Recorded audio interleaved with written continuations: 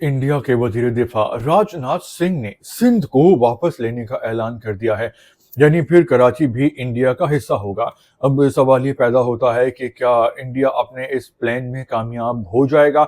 इस हवाले से भी लोग में कुछ बात करते हैं। जी अस्सलाम वालेकुम, मेरा नाम खुर्रम फहद है। राजनाथ इंडिया के डिफेंस मिनिस्टर हैं, एक तकरीब में शरीक थे और उन्होंने बहुत ही लंबी फेंकी और कहा कि पाकिस्तान की तारीख और जोग्राफिया इंडिया बदलेगा, सरहदें बदलती रहती हैं और सिंध हमेशा से इंडिया का हिस्सा रहा है और सिंध एक बार फिर इंडिया का हिस्सा बन जाएगा। तो भाई बात यह है कि आप पाकिस्तान की सरहद को चेंज करने का प्लान कर रहे हैं और बातें कर रहे हैं। आपके पास जो इंडिया है आप उसको संभाल लें, क्योंकि आपकी बेकार और नेगेटिव किस्म की पॉलिसीज़ की वजह से इंडिया की पहले ही बहुत ही बदनामी और बेइज्जती हो गई है।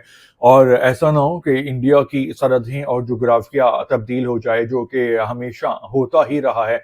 मई में भी आप बहुत ही गुरूर में थे और बहुत बकवास कर रहे थे, पाकिस्तान पे चढ़ाई कर दी और फिर पाकिस्तान ने जवाब दिया।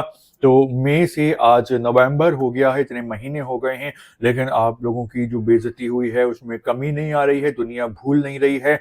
और ट्रंप बार बार कहते हैं कि 7 तैयारे गिरे, ब्रांड न्यू चमकते दमकते। तो क्या इतनी बेइज्जती आप लोगों की काफ़ी नहीं है कि आप लोग फिर अपनी बेइज्जती करवाना चाह रहे हैं। एक तो इंडिया की फ़ौज ने एक अरसे तक कोई जंग में हिस्सा ही नहीं लिया है, जबकि पाकिस्तान की फ़ौज पूरी तरह एक्टिव है। पाकिस्तान के अंदर भी दहशतगर्दों को ख़त्म कर रही है, उनका सफाया कर रही है। और एयरफोर्स हो या फिर हमारी नेवी हो, बर्री हो, सारी ही एक्टिव हैं और उनको जंगों का तजुर्बा भी है। और मई में आप लोगों ने देख लिया कि पाकिस्तान ने क्या हशर किया। बस ये राजनाथ और जो इस तरह के लोग हैं, ये बस सियासत कर रहे हैं, सियासी बयानबाजियां कर रहे हैं कि इस किस्म के बयान दें और जो छोटे दिमाग के इंडियंस हैं उनका लहू गरमाएं और अपनी सियासत को जिंदा रखें। तो बस वो बकवास है नरी। इस हवाले से आप भी अपना ख्याल ज़ाहिर कर सकते हैं कि आपको इनका ये बयान सुन के कैसा लगा सिंध के हवाले से। और दूसरी बात ये है कि इनके वेस्टर्न कमांड के एक लेफ्टिनेंट जनरल हैं, मनोज कुमार इनका नाम है। तो इन्होंने भी एक बयान दागने की कोशिश की है और कहा है कि अब अगली जंग जो पाकिस्तान से होगी तो वो उसमें हम केमिकल वॉर होगी और बायोलॉजिकल वॉर होगी।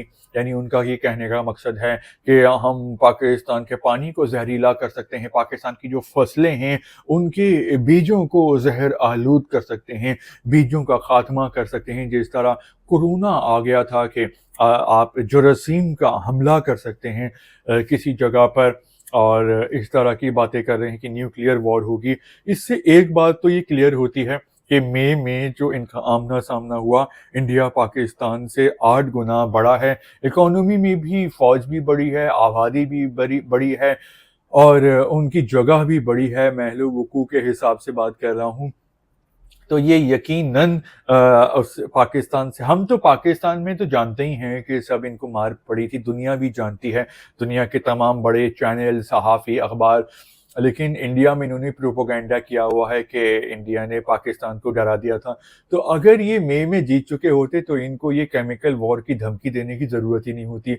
इनको बहुत मार पड़ी थी मई में, तो इतना बड़ा मुल्क होने के बावजूद अब ये न्यूक्लियर की और केमिकल वॉर की और बायो वॉर की धमकी दे रहे हैं। तो अगर आप ये सब कुछ करेंगे तो क्या आप बच जाएंगे? तो पाकिस्तान भी तो एटमी मुल्क है ना। लेकिन पाकिस्तान ने एटम बम हमला करने के लिए नहीं रखे हुए, बल्कि अपने डिफेंस के लिए रखे हुए हैं कि अगर कोई पाकिस्तान पर हमला करेगा तो पाकिस्तान उसका इस्तेमाल कर सकता है। इतना बड़ा मुल्क हो के इतनी छोटी बातें कर रहे हैं और इन्होंने इंडिया को भी जो है वो उसका नाम ख़राब कर दिया है और अपनी सियासत भी ये ख़राब कर रहे हैं और फजूल किस्म की बातें कर रहे हैं सिर्फ अपनी सियासत को ज़िंदा रखने के लिए। लेकिन मेरा ख्याल है कि अगले इलेक्शन में इनको बहुत मार पड़ेगी और वोट बैंक इनका कम होगा, क्योंकि इंडियन अवाम को भी एक दिन पता चल जाएगा कि ये नफ़रत की सियासत कर रहे हैं और नेगेटिविटी जो होती है उसका इंसान नुकसान इंडिया को ही हो रहा है, इंडियन अवाम को ही हो रहा है। और मेरा ख्याल है कि इस बात का एहसास इंडियन अवाम को भी जल्दी हो जाएगा। تو اس حوالے سے آپ کی کیا رائے ہے؟ آپ اپنا خیال ظاہر کر سکتے ہیں کامنٹس کر کے، اور فی الحال اتنا ہی، انشاءاللہ اگلے ولاگ میں پھر ملیں گے۔ اللہ حافظ۔